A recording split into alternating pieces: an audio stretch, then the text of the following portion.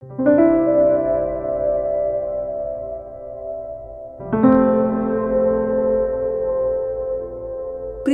সবথেকে মধুর ডাক হলো মা।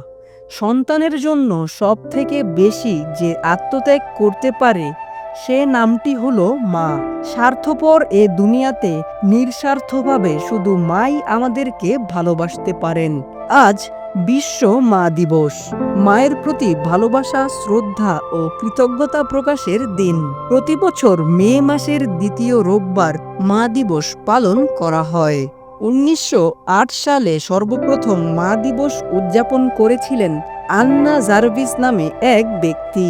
যুক্তরাষ্ট্রের পশ্চিম ভার্জিনিয়ায় নিজের মায়ের প্রতি স্মৃতিরূপে এ বিশেষ দিনটি উৎসর্গ করেছিলেন তিনি।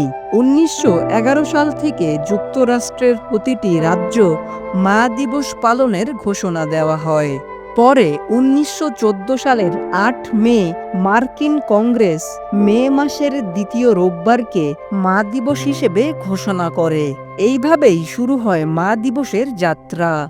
এরই ধারাবাহিকতায় আমেরিকার পাশাপাশি মা দিবস এখন বাংলাদেশ, অস্ট্রেলিয়া, ব্রাজিল, কানাডা, চীন, রাশিয়া ও জার্মানি সহ শতাধিক দেশে মর্যাদার সঙ্গে পালিত হচ্ছে। আজকের দিনে বিভিন্নভাবে মাকে সম্মান জানানো হবে। মাকে সালাম, ফোন করে কিংবা SMS এর মাধ্যমে দোয়া নেওয়ার মধ্য দিয়ে দিবসটি পালন করা হবে।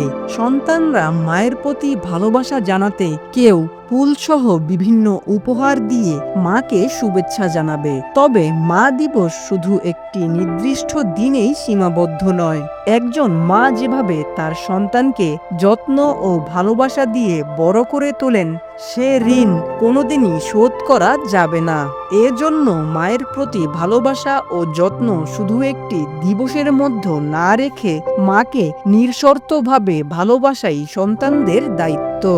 সৃষ্টির আদি লগ্ন থেকে মধুর এ শব্দটি শুধু মমতার নয়, ভালোবাসারও সর্বোচ্চ আধার।